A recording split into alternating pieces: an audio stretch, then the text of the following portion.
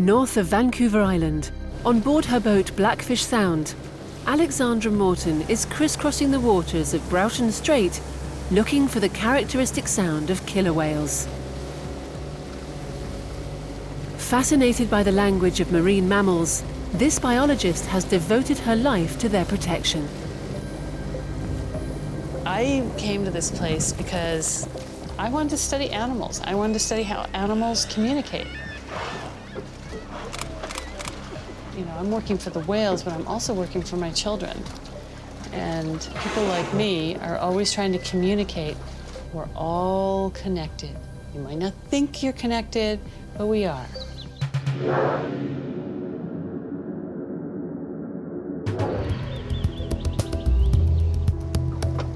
Alexandra Morton grew up in Connecticut in the USA.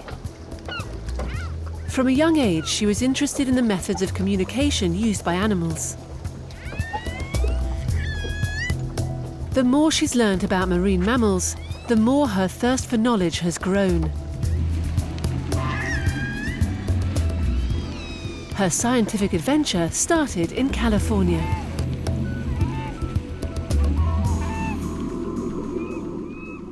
I started working in a tank in Los Angeles, and I was studying dolphins, and the killer whales gave birth. The people who ran the oceanarium asked me to go and record the sounds of the baby and the parents. And as soon as I heard the voices of the killer whales, I was like, oh, this is the animal I meant to study.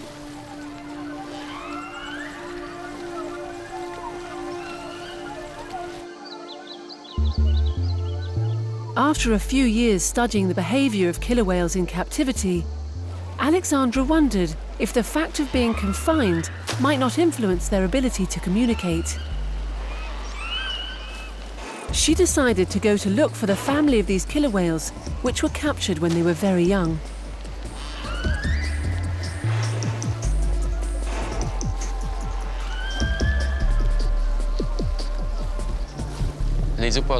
Killer whales are distributed all over the world. They're quite common. We know 4 populations here in the province. There are the southern residents, which eat salmon and are seen between Victoria, Vancouver, and Seattle in the south. We have the northern residents, which also eat salmon. We have the migrants, which only eat sea mammals. And we have the ones from the high seas. This 4th population is the most mysterious.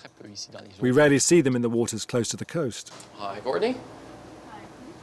Peter Ross is a researcher at the Institute of Ocean Sciences in Vancouver. He knows killer whales well because he's been studying the health of the populations that visit the coastal waters of British Columbia for several years. The 4 populations of killer whales in the province of British Columbia are very distinct. They don't communicate together or reproduce between the populations. They don't mix, so each population is very specific. Alors, chaque population est très spéciale.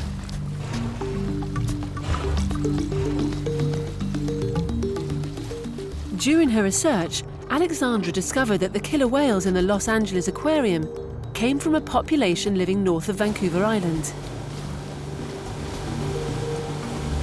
So she went to Broughton Strait, where her investigation started.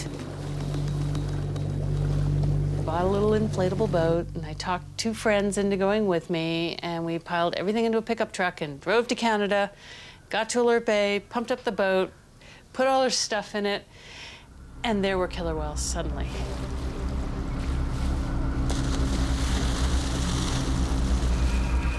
It was scary because killer whales are big, and all the whales I had seen were in tanks, and now suddenly I was in the little boat and they were in the wild.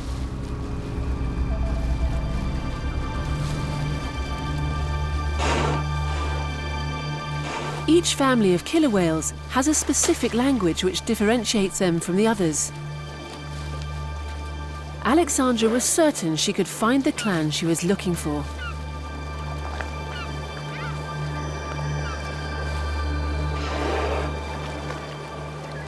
We pushed off and motored out to them really slowly and stopped and put the underwater microphones in. And it was exactly the family I was looking for.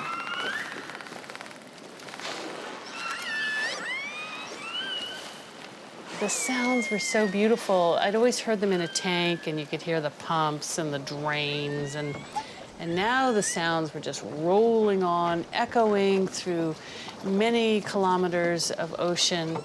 I basically took one sniff of this place and went, this is my habitat. After a few years, Alexandra Morton moved with her family to a small remote community, Echo Bay, located on Guildford Island in the Broughton Archipelago. Alexandra continued her research on the communication between killer whales. In both summer and winter, she recorded the sounds, fascinated by the extent of the vocal patterns, which she endeavoured to decode. They have a wonderful pattern. So when they start a conversation, they go, "Baka, baka, baka," and then they might go, "Meow." And then if they're foraging and everything's good, they go, "Meow."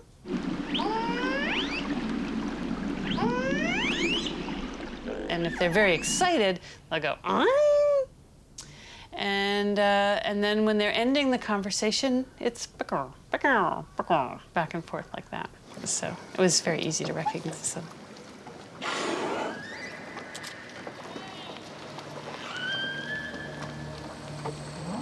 For years, Alexandra lived close to her killer whales. She observed them and photographed them in order to distinguish them more easily. Then one day, she had a nasty surprise. The killer whales were nowhere to be found. In the following weeks, she crisscrossed the area around the archipelago without seeing her protégés. For Alexandra, this disappearance was a disaster. What had happened? Where had the killer whales gone?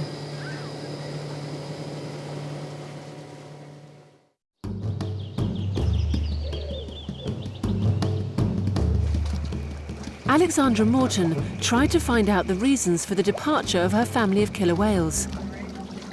From one day to the next, the clan left the places they had frequented for several years. This unexplained phenomenon left her mystified.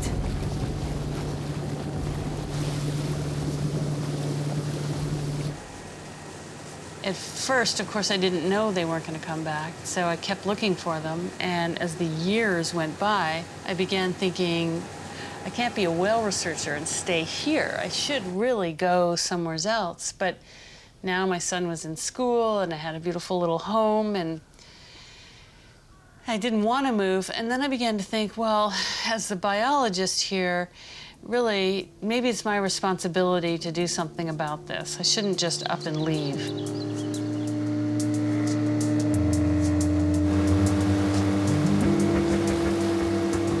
In order to find her protégés, she went to see her friend Paul Spong, a researcher who studies interactions between families of killer whales.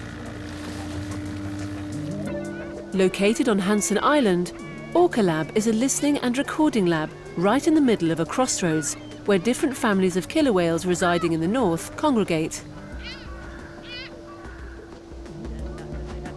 Alexandra hoped to find an explanation there. But yeah, no, years. We are here, and in each of these different places, we have a hydrophones, like an ear under the ocean, and it's connected to a radio transmitter, and the radio transmitter has an antenna, and we're listening to these radios on these receivers here. And there's 6 of them, and when we hear orcas, we start a recording.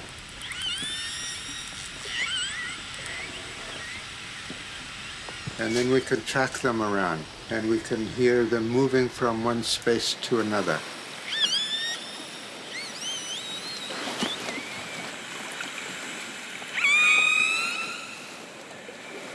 And then from the sounds that they make, we can tell in many cases which family group we're listening to. The orca families are divided into acoustic clans. And clans are families that share elements of the dialects that they use.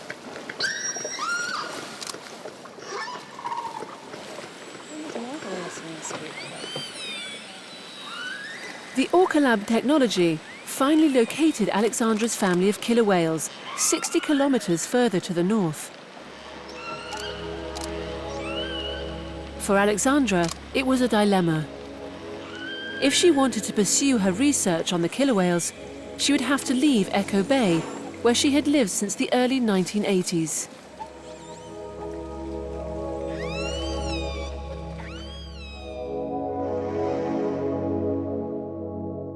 Alexandra and her husband Robin Morton, a wildlife filmmaker, spent their days on the water following the movements of the killer whales. The Morton family experienced happy times. Robin filmed the whales, while Alexandra listened to and recorded their melodies. Suddenly, tragedy struck without warning. As Robin was filming a killer whale underwater, his diving equipment failed. Alexandra was faced with a difficult choice. To save her husband, she would have to leave her 3-year-old son in the boat. After making the boat secure, she dived in. But it was too late.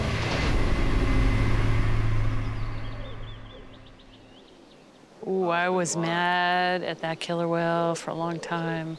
Because you hear about stories about dolphins pushing people to shore, and it was an irrational thought, but I suspect she saw something was wrong and didn't like it. And yeah, I really miss them to this day, because never found anybody quite like that.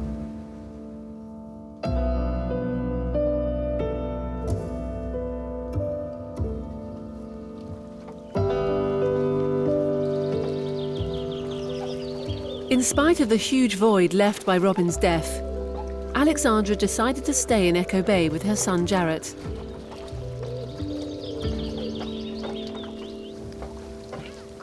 She was more determined than ever to find the reasons that drove the killer whales away from around the archipelago. For her, this displacement was an alarm bell. Something must have been going on in the waters of the strait that was affecting the marine ecology and the environment of the killer whales.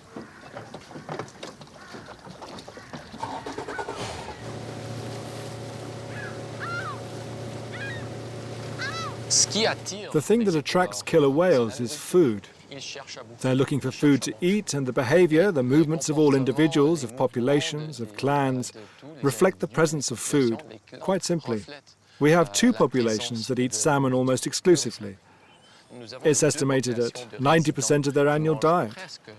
In recent decades in British Columbia, we've seen that several stocks of salmon are reducing. Durant les dernières décennies en Colombie-Britannique, on a vu que plusieurs stocks de saumon sont à la baisse. Alexandra noted that the disappearance of the killer whales coincided with the arrival in the early 90s of a new industry, Atlantic salmon farming. Over the years, more than 27 salmon farms have been established along the coast of the Broughton Archipelago.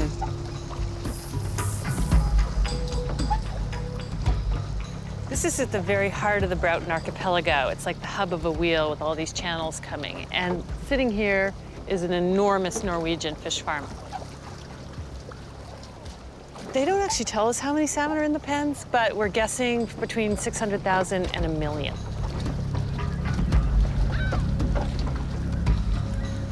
Although the impact of this industry was still poorly understood, Alexandra suspected that there could be a link between the disappearance of the killer whales from the archipelago and the arrival of this industry. But how could she prove it?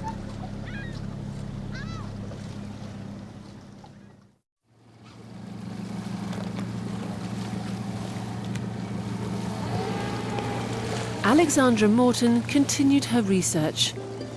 She wanted to know if the high concentration of captive salmon in the farms could cause viral diseases or a proliferation of parasites which would harm the wild salmon populations, the main source of food for killer whales.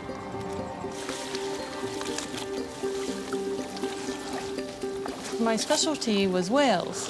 And now I was looking at algae and fish and disease. I couldn't do it myself, so I would get on the internet and find somebody whose whole life was tumors in flatfish or sea lice. And I'd go to them and say, do you want to do this with me? And a surprising number of people said yes. In the corner, there's some, oh, here it is. Biologists, technicians and students came and worked on studies into the impact of sea farms on the environment. The first research revealed a worrying situation. An abnormal quantity of sea lice seemed to be affecting the development of juvenile salmon.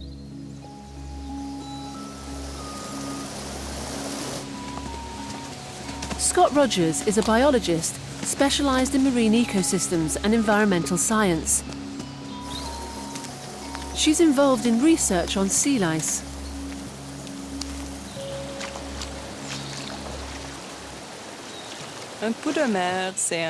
A sea louse is a parasite, a crustacean that's found on wild salmon. It's a natural parasite, and when the adults return to fresh water, they lose them. But when you introduce a permanent farm with 1 or 2 million Atlantic salmon, you create a breeding ground for sea lice. So what happens now is that whatever got into the farm brews and grows and multiplies.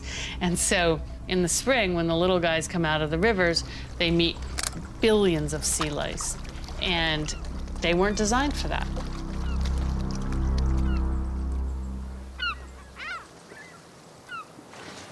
Over the years, research teams have come and gone in Alexandra Morton's house, which in time became the Salmon Coastfield Station.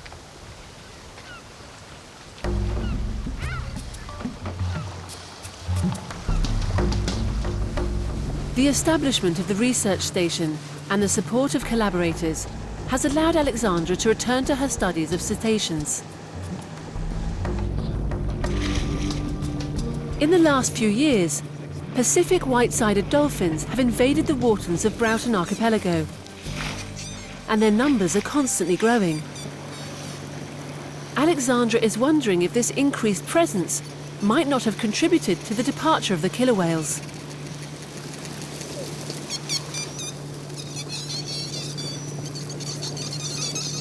Their behaviors are completely different.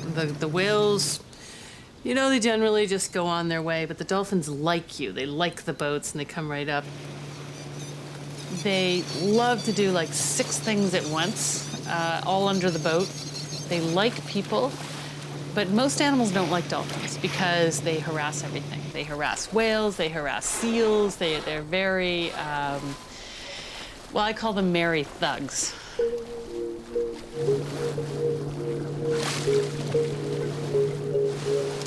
For Alexandra, every observation is another piece to add to the big puzzle and allows her to have a better global view of the natural environments. Sometimes there are unexpected discoveries. I don't know. I'd never seen that before. I saw that group of dolphins about 5 days ago, and there was no little babies. And so for me today, to see them in that area, I think they went there to have babies because the water's warmer. So those babies were so young, they're only a few days old. They still had the little fetal folds, and they didn't really know how to breathe right. They popped their heads up too much.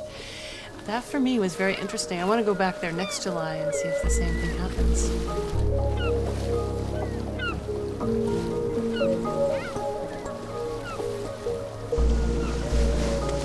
For Alexandra Morton, the presence of newborns in this area is without doubt an indicator of the quality of the environment in the Broughton Archipelago, where organic production is very rich. And yet the salmon and killer whales are still missing. What exactly is happening with these 2 species? I know we can bring them back. I know we could have millions of salmon return to British Columbia. The ocean is so productive right now. We got humpback whales back, we have sand lance, we have all these indicators, the dolphins are here. But I've been unsuccessful in convincing government that the wild salmon are important. And so, personally, it's very depressing. I feel like I'm losing.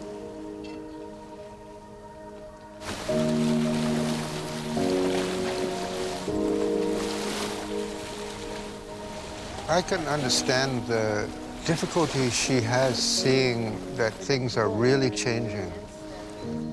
First, she was completely alone, one person, with this concern. And now there are millions of people, not just here in Canada, but around the world, who share her concern. You have to say that is progress. Unfortunately, it's not victory.